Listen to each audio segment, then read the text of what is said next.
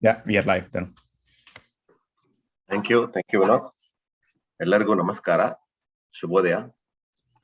ಇಂದಿನ ನಮ್ಮ ಅಕ್ಕ ಆರೋಗ್ಯಧಾಮ ಕಾರ್ಯಕ್ರಮದಲ್ಲಿ ನಮ್ಮ ಹಾರ್ಟ್ಫುಲ್ನೆಸ್ ನ ಸದಸ್ಯರಾದ ವಸುಮೂರ್ತಿ ಅವರಿದ್ದಾರೆ ಮತ್ತು ನಮಗೆ ಗೆಸ್ಟ್ ಆಗಿ ಜೈ ತಿಮ್ಮಾಪುರಂ ಅವರು ಬಂದಿದ್ದಾರೆ. ತಮಗೂ ಸ್ವಾಗತ. ಮತ್ತು ನಮ್ಮ ಸೆಕ್ರೆಟರಿಗಳಾದ ವಿನೋದ್ ಕುಮಾರ್ ಅವರೇ, ತಮಗೆ ಸ್ವಾಗತ. ಮತ್ತು ನಮ್ಮ ಈ ನಮ್ಮ ಅಕ್ಕ ಆರೋಗ್ಯಧಾಮ ಕಾರ್ಯಕ್ರಮಕ್ಕೆ ಇಂದಿನ ಸಹಯೋಗ ಟೊರೊಂಟೊ ಕನ್ನಡ ಸಂಘದ ಮಂಜುನಾಥ್ ಅವರಿದ್ದಾರೆ. ತಮಗೂ ಸ್ವಾಗತ. ಬನ್ನಿ ಈ ನಮ್ಮ ಕಾರ್ಯಕ್ರಮವನ್ನು ನಡೆಸಿಕೊಡಲು ವಸುಮೂರ್ತಿ ಅವರಿಗೆ ವೆಲ್ಕಮ್ ಮಾಡೋಣ. ವಸುಮೂರ್ತಿ ಅವರೇ, ಸುಸ್ವಾಗತ. ನಮಸ್ಕಾರ ಧನಂಜಯ ಅವರಿಗೆ, ಎಲ್ಲಾ ಸದಸ್ಯರಿಗೆ ಸ್ವಾಗತ. ಸೊ ಇವತ್ತು ನಮ್ಮ ಜೊತೆ ಸ್ಪೆಷಲ್ ಗೆಸ್ಟ್ ಇದ್ದಾರೆ. ಸೊ ಅವರಿಗೆ ಕನ್ನಡ ಅರ್ಥ ಆಗತ್ತೆ, ಬಟ್ ಕನ್ನಡ ಮಾತಾಡಕ್ಕೆ ಕಷ್ಟ ಆಗತ್ತೆ, ಅದರಿಂದ ಇಂಗ್ಲಿಷ್ ಅಲ್ಲಿ ಮಾತಾಡ್ತೀನಿ. Today we have a very special guest with us today. He is Dr. J. Timmapuram.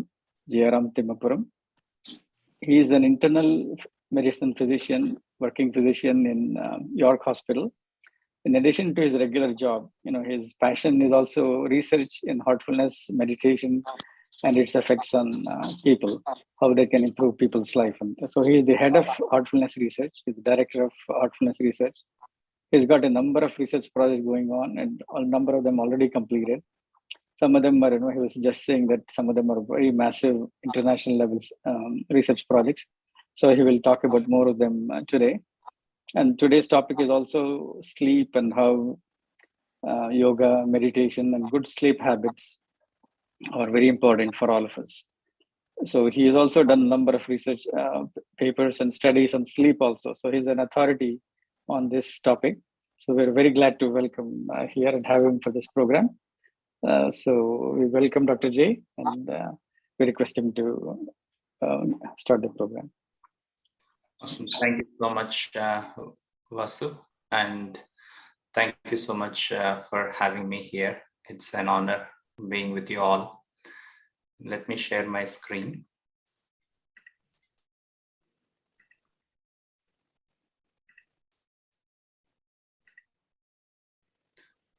Okay, so as mentioned, my name is Jay Timmapuram. I'm an internal medicine physician at Wellspan York Hospital. And one of the things that's very dear to my heart is sleep. I think it forms the foundation of our well-being. And I do not have any financial conflicts of interest for this talk. But I have one disclosure. This is Jasper. If you hear him in the background, please excuse him and me. As this is a talk on sleep, right? Why not sit back, have a nice cup of coffee and relax, right? It's still early in the morning, so I think we should be good with coffee.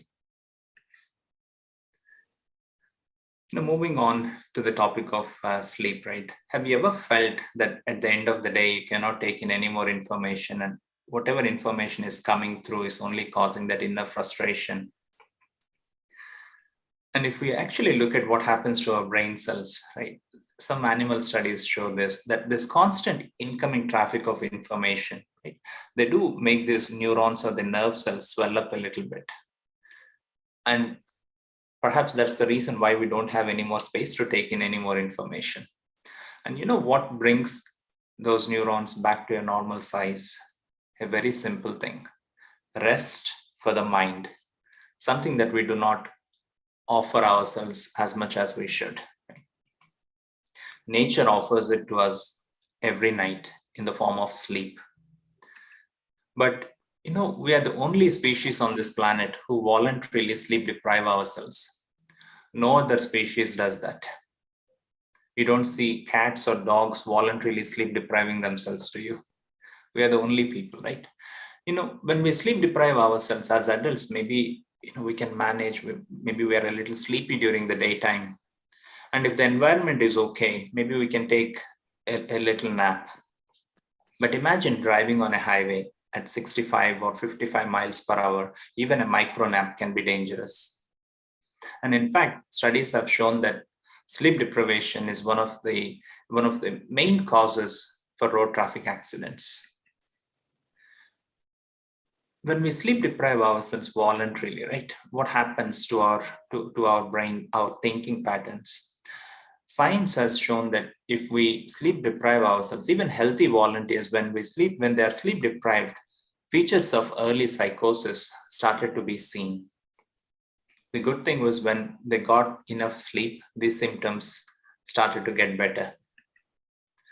If we take sleep into consideration, right, it can be divided roughly into two halves, the first half of the sleep and second half of the sleep, right?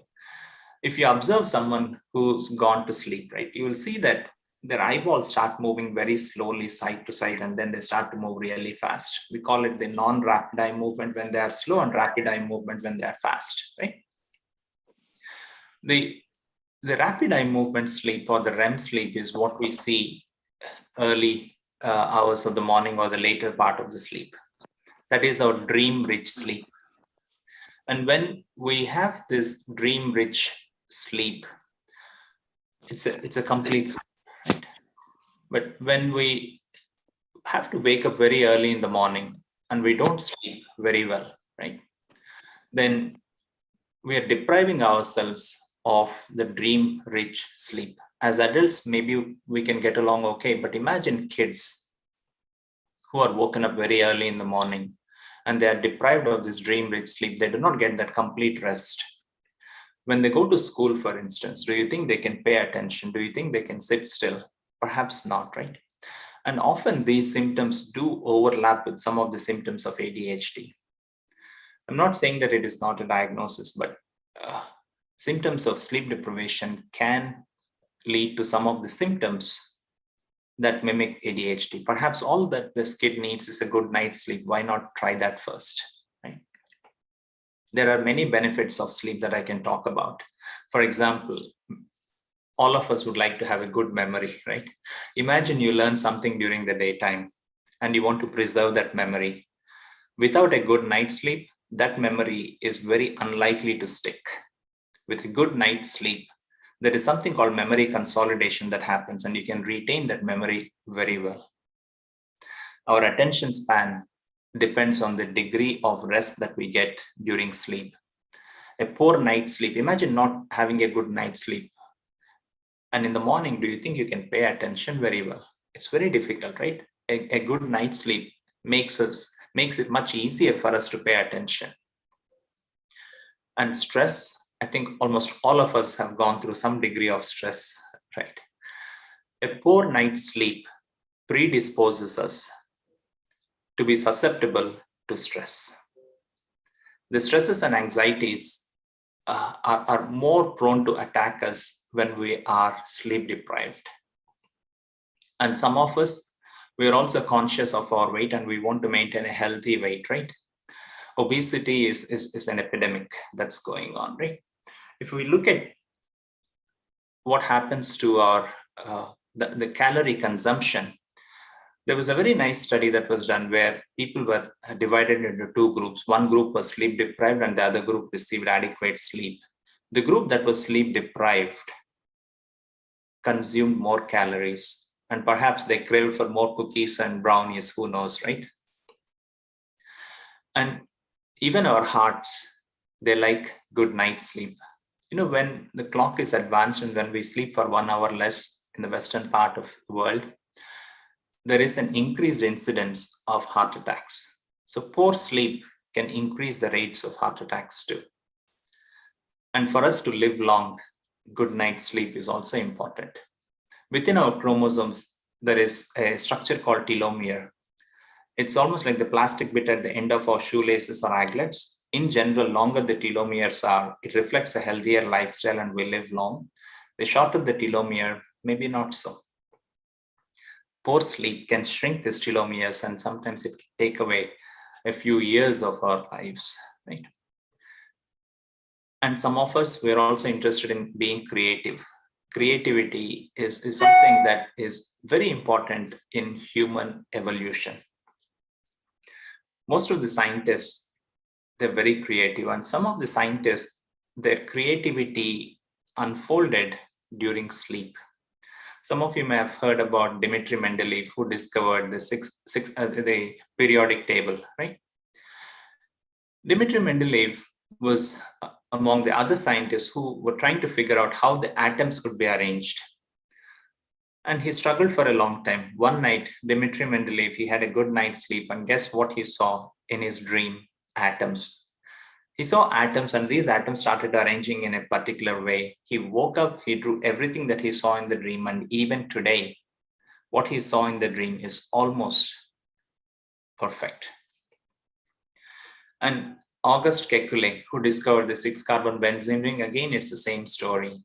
When people were trying to figure out the structure of benzene, August Kekulé, when he had a good night's sleep in the morning, just before he woke up, it is said that he saw a dream in which he saw snakes, the head of one snake holding the tail of the other snake, and there were 6 snakes all together. He woke up and he said, this is the structure of the benzene, and now it is an accepted structure of benzene with the 6-carbon ring. So what the wakeful state was unable to do, a good night's sleep was able to offer this creativity for these scientists. And we see it in our lives too, to a certain extent.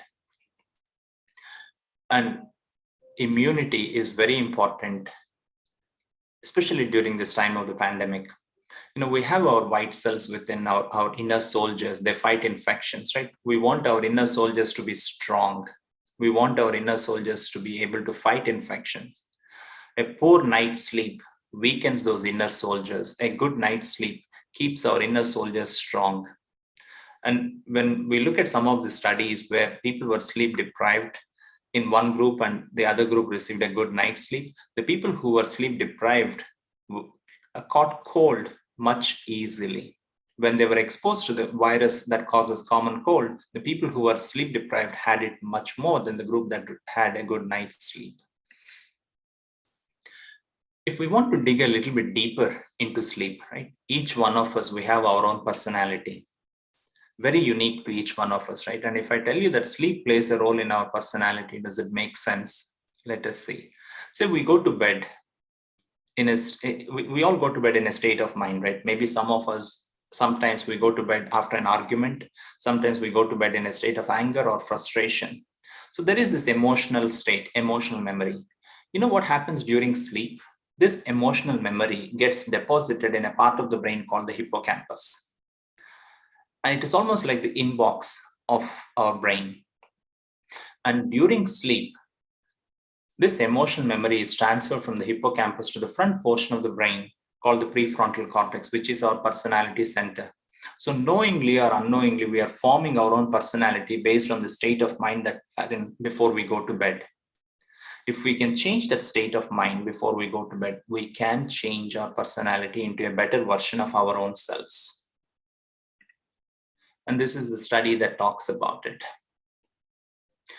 And we go through many emotional files during the daytime, right? They do influence our sleep, especially the emotional files that we do not process. The practices of heartfulness have an element of practice called the rejuvenation that is helpful in removing this emotional sediment within our system. And before we go to bed, acknowledging that these emotional files are there can also help with a good night's sleep, provided we make a resolution that we are going to work on it and make us a better version of our own selves. And there is something else that I wanted to talk about, something very magical about sleep. When we go to bed, our brain waves are active initially, and then they slow down. They slow down to a very slow waves called the delta waves or stage 3 sleep pattern. When the brain waves are very slow, there's fluid around the brain called the cerebrospinal fluid, and it actually flows through the brain, cleaning up all the toxins that are built up during the daytime. Have you ever woken up in the morning feeling groggy, that you are seeing through fog? Perhaps the brain hasn't gotten that deep state of rest. And when we get that deep state of rest, our mind is very clear. There is a certain degree of clarity of mind. And this is what the studies have shown, that there is this glymphatic system, almost like the plumbing system of the brain, that gets deeply cleaned during deep sleep. Now, why am I talking about all this when I'm talking about meditation, right? So that is me. I was hooked onto this EEG leads, and I was asked to meditate with the guidance of a trainer. If I had known, I would have dressed properly, but that's the only picture that I have. So when I was meditating with a trainer, this is what my brain did. My brain waves slowed down to the stage 3 sleep pattern or the delta waves within 15 minutes. And if our brain can get into the deepest state of rest and relaxation within a short period of time, when we come out of it, don't you think we feel refreshed, relaxed, ready to face the day? Don't you think our productivity is going to be much better? And don't you also think we are better human beings? It doesn't take a genius to figure this out, right? And if our brain can get into the deepest state of rest and relaxation with the slow waves, what we have learned before is that these are the waves associated with cleaning up of the brain. Perhaps that's what happened when I was meditating, and I felt absolutely refreshed after this session. The other difference is during deep sleep, we are not aware, we are gone, right? But during this session, though the brain was in the deepest state of rest, reflecting the deepest sleep, awareness was still present, but it was a thoughtless awareness where even the awareness of thoughtlessness came back a little later. How can we apply it in our lives, right? Most of us would like to have a good night's sleep. We would like to sleep like a baby. But imagine not being able to sleep for at least 3 nights a week, and this goes on for months and years. We call it chronic insomnia. In our hospital, we wanted to find out if we can help patients with chronic insomnia, and we offered heartfulness meditation practices for 8 weeks. And this was done in an office setting with the help of our sleep specialists. And what we found out was that their insomnia scores after 8 weeks of heartfulness meditation practice came down from a mean score of 20.9 to a score of 10.4, more than a 10-point drop. It was very significant. And with the help of our sleep specialists, a lot of them were able to at least come down on their medications. And something else that our patients shared was that they were able to sleep for longer duration. Their depth and quality of sleep improved, and because of which they started processing their dreams again. Something that I did not know before. This study taught me. And we actually published this study in the Journal of Community Hospital Internal Medicine Perspectives. We also offered these practices to our resident physicians who are under enormous stress. When we offered it for 1 week and compared their sleep pattern to a week where they did not practice heartfulness meditation, when they practiced heartfulness meditation, they slept much faster. Their quality of sleep, the depth of sleep improved, their restfulness improved, their sleep efficiency improved. And actually the sleep onset came down from around 21 minutes to close to 14 and a half minutes. Something that our residents felt very happy about. And this was a study that actually won a national award. And we published this in Annals of Neurosciences. Another thing that I wanted to share when I'm talking about sleep is that parallel to this pandemic, there is also an epidemic of loneliness that's going on. And in fact, loneliness and sleep are interrelated. And loneliness is not just about not being connected with people. We may be connected with hundreds of people, but if that connection is not deep or meaningful, we can still feel lonely. And we took it a step further and we said, it's not just about the connection with others, it's also about the relationship that we have with our own selves. If that inner relationship is harmonious, it can act as an antidote for loneliness. The practices of heartfulness were offered with that goal. And sometimes my participants have asked me, how does heartfulness help with loneliness, right? And this is what I shared with them. A well-rested mind will be able to socialize well. A poorly rested mind will not be able to socialize very well. If we can offer that rest for the mind, we can sleep a little bit better. It can also affect our loneliness. And that's exactly what we found in our study. Those who meditated, their sleep problems decreased much more than the control group. And their loneliness also reduced much more than the control group. And we published it in the Journal of Hospital Practice. So the question is, what should we do, right? For sleep, very simple. Have a fixed bedtime and a fixed wake-up time. This forms the foundation of establishing your sleep habits. Without this, it's going to be very difficult. Our core body temperature has to drop by a couple of degrees for us to fall asleep and stay asleep. So having a cooler temperature, slightly lower than what we normally are used to, that's something that can be experimented to see if that improves your sleep. Having a cool, comfortable pillow can help. The third thing is electronic gadgets. There were studies that have shown that when the cell phone is on talk mode, it delays the onset of the deep sleep by 1 hour, and 1 hour is a lot when it comes to sleep, right? And in our home, we wanted to conduct an experiment to see how these gadgets influence life. So we had the bean sprouts put in different containers, and we put them in different places in the house, and we asked the kids to water these sprouts with adequate amount of sunlight as much as possible. We took pictures every day, and we started to see a difference in the growth of these sprouts. The sprouts that were closer to Wi-Fi router or electronic equipment, they did not grow much at all. The ones that were away from the electronic equipment, and the best was the meditation room. So it actually made me happy that there was something good in the meditation room that makes life thrive. So one of the recommendations is to stay away from the electronics for at least a couple of hours before we go to sleep. And last is maybe we should learn to meditate, as studies have shown that it improves the sleep quality, the sleep duration, and the sleep efficiency. That's Jasper. He was having it around his neck. He was running around. And that's my son Rohan. When he was little, he was holding that book, and both pictures were taken by my wife. Her timing was perfect. And that's basically what I wanted to share. And in keeping with the tradition, let's meditate for some time. And after that, we can take up some questions. I was told the presentation was for around 20 minutes, and we'll meditate for another 20 minutes, and we'll open it up for questions. Is that something that's okay? Yeah, if you want to speak to any other things about the other heartfulness research you've done, Jay, you may want to spend a few minutes talking about the other research you're doing. Excellent. So a couple of other research studies that were done. Right? Let me talk about the studies that we have done in our organization. Burnout is something that's very prevalent. Stress and burnout, I think they have only increased in the recent years, right? We wanted to find out whether the practices of heartfulness improve burnout and improve emotional well-being. When we offered these practices for 12 weeks, right, we saw an improvement in burnout in the 3 dimensions. And what are those dimensions?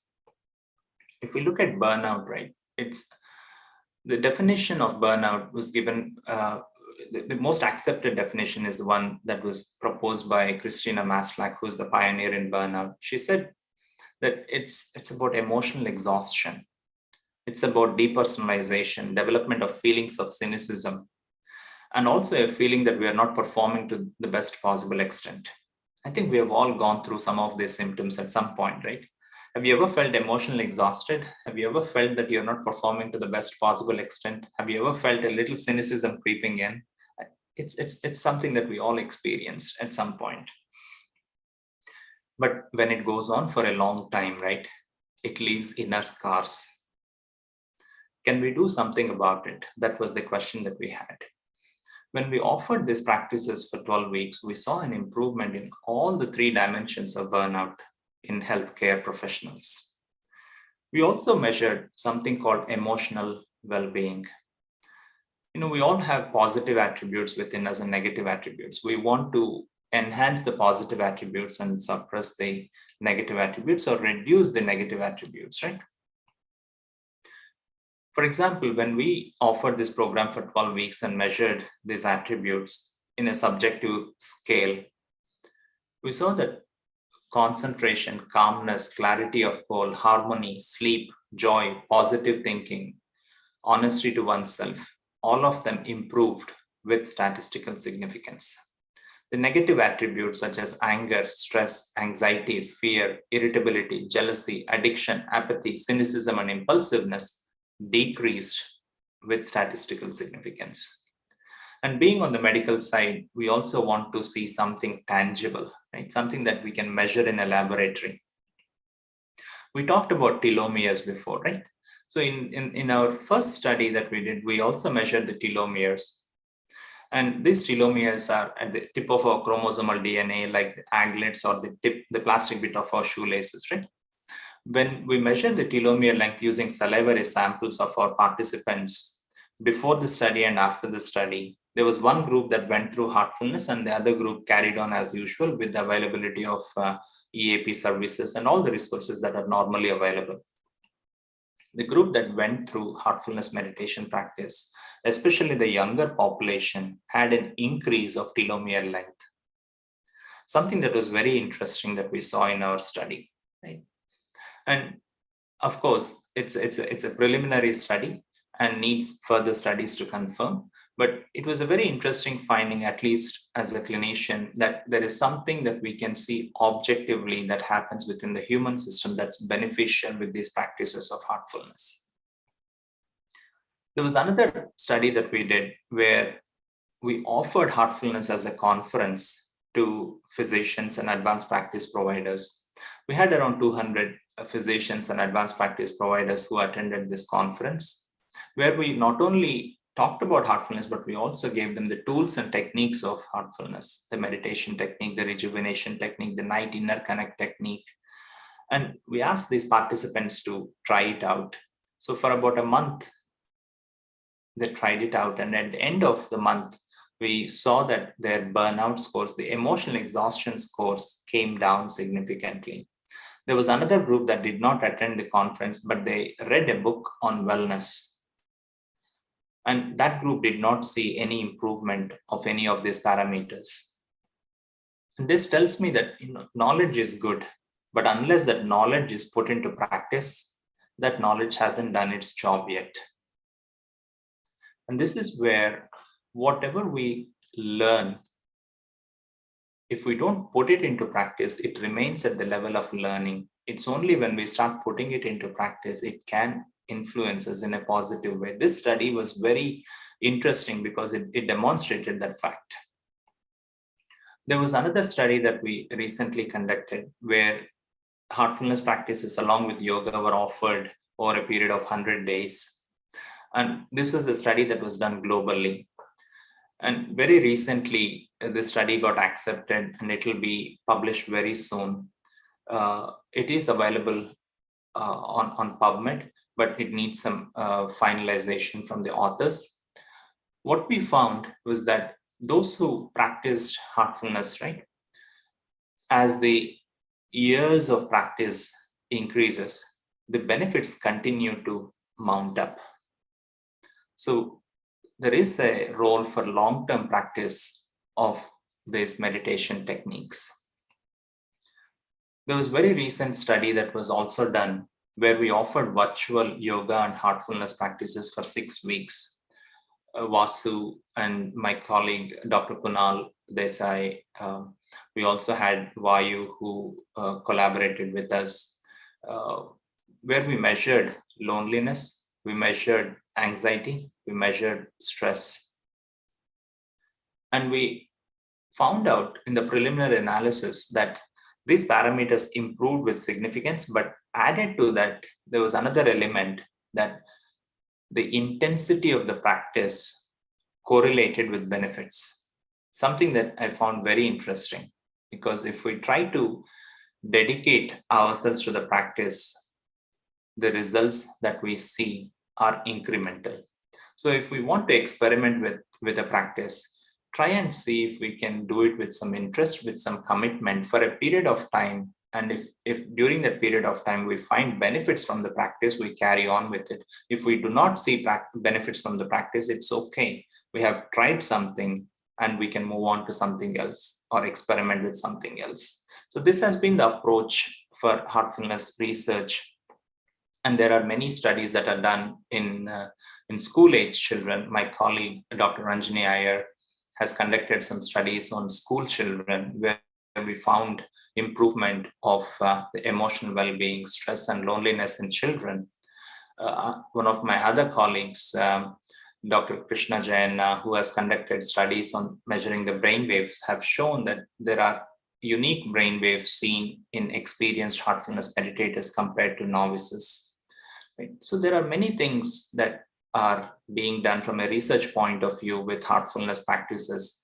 And I think looking at the scientific evidence and also the subjective experiences that the participants have with these practices, it is something worth trying. And it's something that's worth trying for a period of duration, for a consistent period of duration, with some regularity, with some interest, and see for oneself whether these practices are beneficial or not.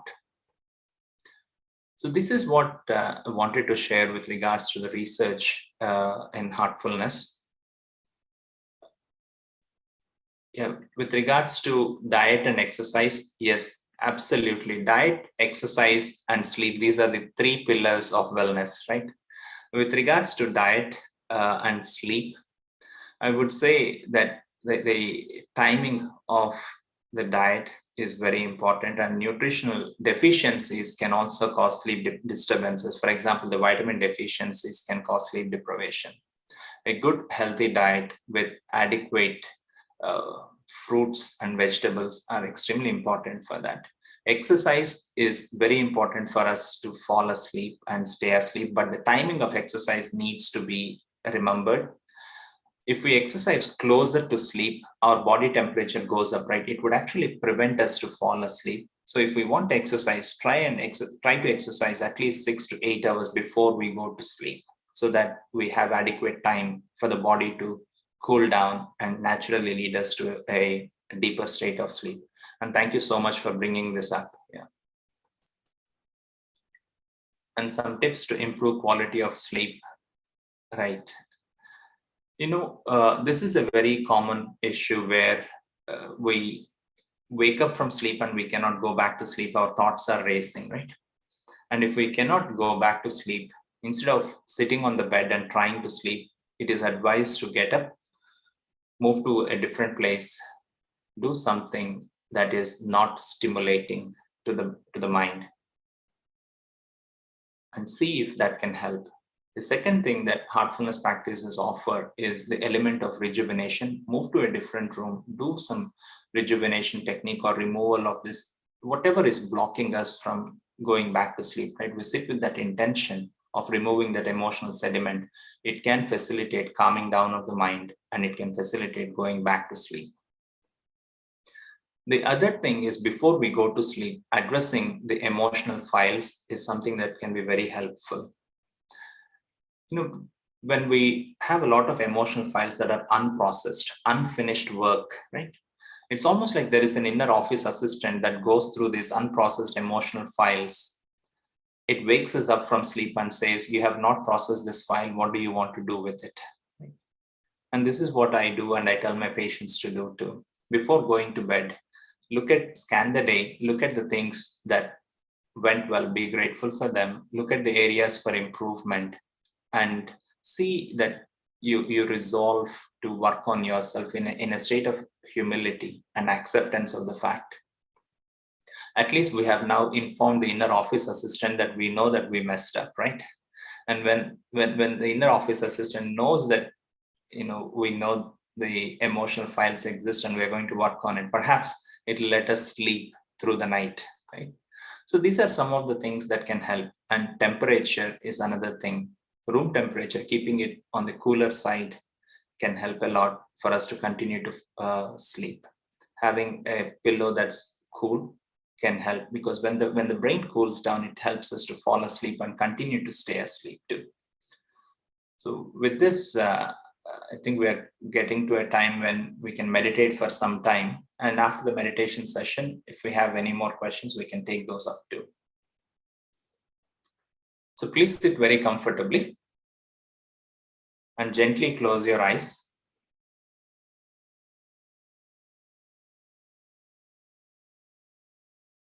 Breathe normally.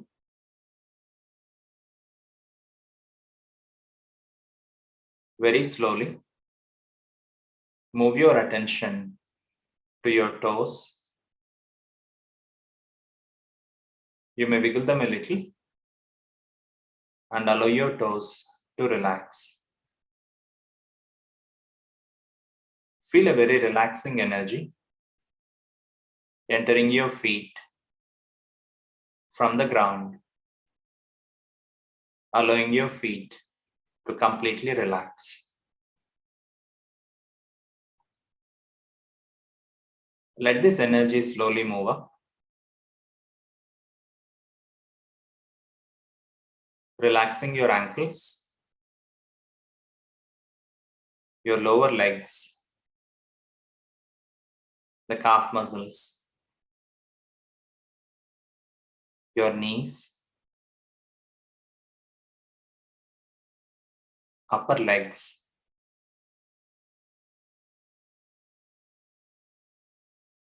and your hips. Feel all these parts completely relaxed.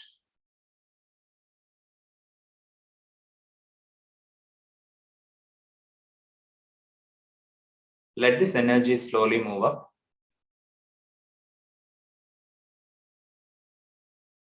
relaxing your lower back and your upper back. Feel your entire back relaxed.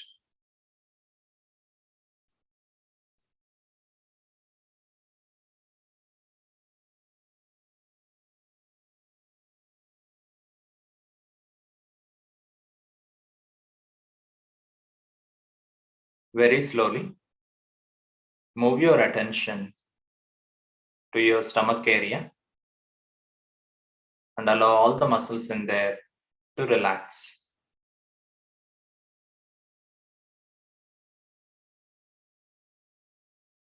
Move into your chest and allow your chest to deeply relax.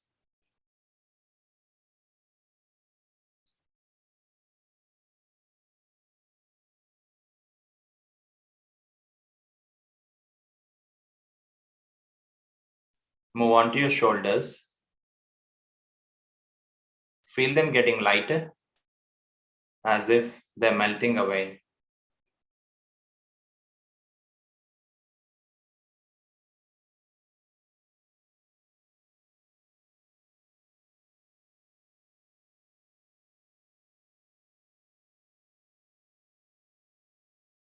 Let this energy slowly move into your upper arms, elbows, your lower arms, your hands, and your fingers all the way to the fingertips.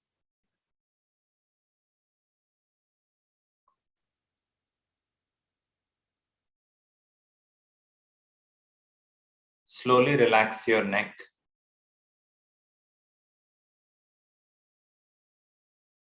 Gently loosen your jaw. Allow your chin to relax. Your lips and your eyes are very gently closed. Relax all the muscles of your face, including your forehead.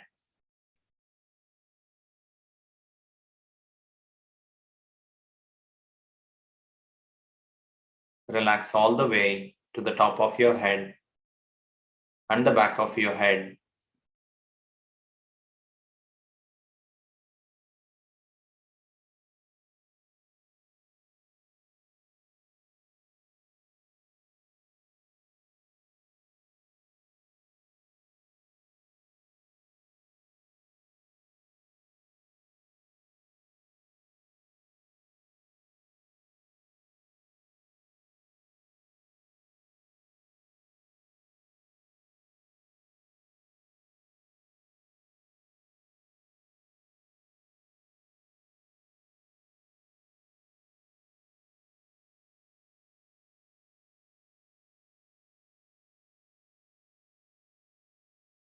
Gently scan your whole body from the top of your head to the tips of your toes and feel your entire body relaxed.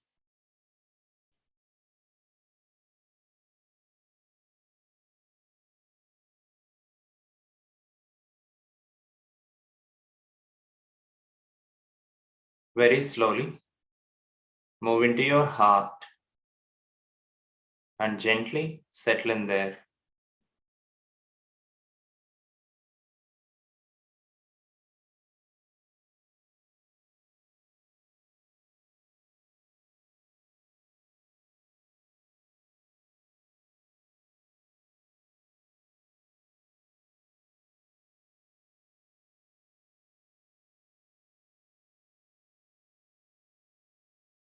rest your attention on the source of light within your heart.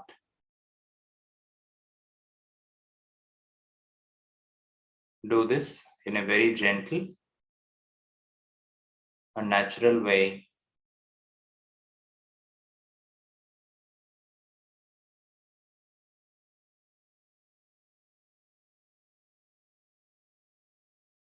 If your attention drifts, it's okay. It's very normal.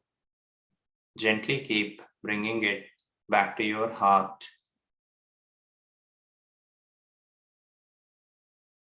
And feel as if the source of light within is attracting your attention inwards.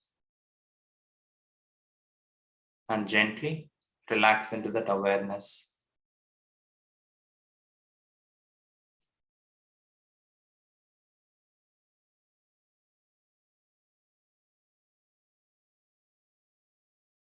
And continue to meditate for some time.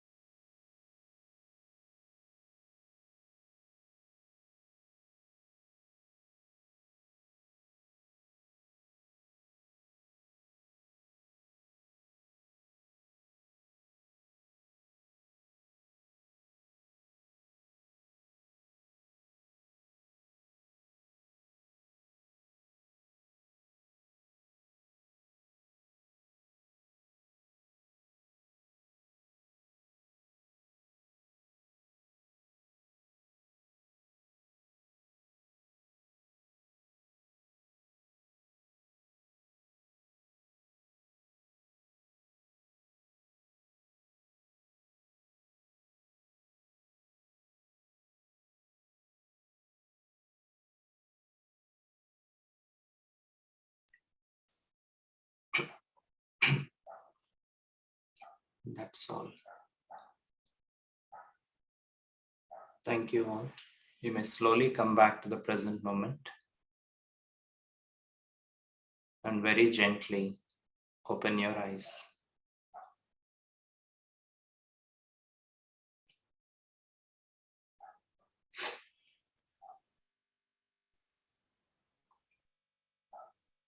Thank you so much for having me. Thank you, Dr. G.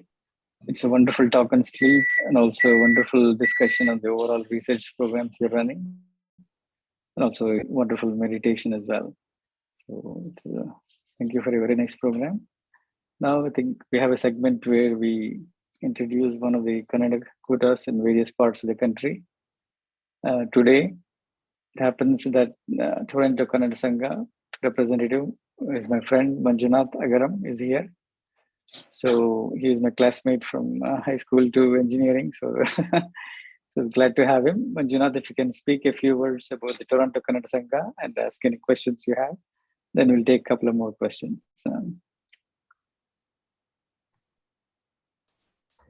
Good morning, everyone. I hope you can hear me properly. I just unmuted my So, okay, very good. Hey, thank you very much, Vasu, and the rest of the others for staying over. Just wanted to, I was not prepared to talk about the Kannada Sangha, but anyhow, so yeah, I'm from the Toronto area. I live just about 60 kilometers north of Toronto. So I've been a member of the Kannada Sangha Toronto for over 30 years. Has been a very, very active community. We represent, Kannada families living around 100 kilometers from Toronto as well. So it is the Greater Toronto Kannada Sangha Association. And if I'm not mistaken, Kannada Sangha was part of AKKA. So I'm not sure if these communications have gone to our, governing council or the committee members. But if not, anyhow, I will let them know. First of all, secondly, Jay, it was a very good discussion. In fact, I did attend the Heartfulness thing that Vasu had introduced me to about 6-7 weeks ago. I think you had a 6-week session. So I did hear a couple of your talks there too. So it was very interesting. And heartfulness, of course, is a newer topic. We have been hearing about mindfulness, but heartfulness is a new one. So it'll be interesting if Kannada Sangha Toronto can participate and be part of this as well. So So introducing, Kannada Sangha Toronto, of course, as I said, we have been, here for almost 50 years, I believe, but I've been part of that for the last 30 years, very active. And even the last 2 years when we were not able to meet, physically, we had very good Zoom sessions on the, Sangeeta classes and Sangeeta performances and, all those things. So just about 2 weeks ago, for the first time in a long time, we did have a personal get together. So very active, and I'm sure many of you have met Kannada Sangha members in the AKKA conferences that used to happen, 3-4 years ago. That's about Toronto, and would be nice if we can participate as part of AKKA as well. Okay, thanks Manjunath thanks for the introduction. No problem. Thank you. So we had one question from Anuradha Tavarkere. What was the age group of your study patients in the hospital study you did?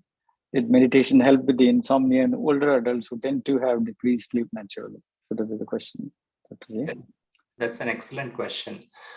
We had participants ranging from the mid-20s to mid-80s. So it was a very well distributed age range. We had a clear bell-shaped curve when we looked at the age ranges of the participants, and almost all the participants across the ages had benefited from the practices. So that is something that was very unique that we found in our study, that even across all age ranges, the benefits were seen. Yeah.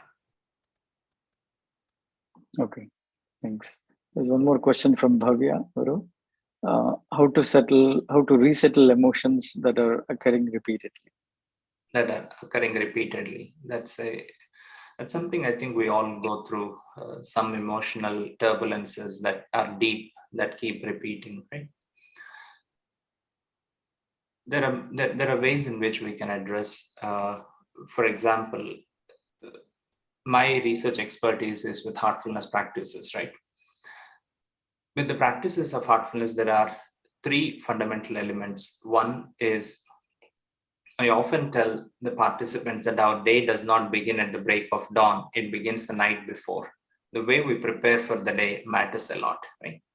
So before going to bed, instead of thinking about what has happened and being worried about it, or what's going to happen the next day and being anxious about it, settling the mind down for a little period of time, getting into that calmer state through relaxation and meditation that heartfulness offers. And that's something that can be tried.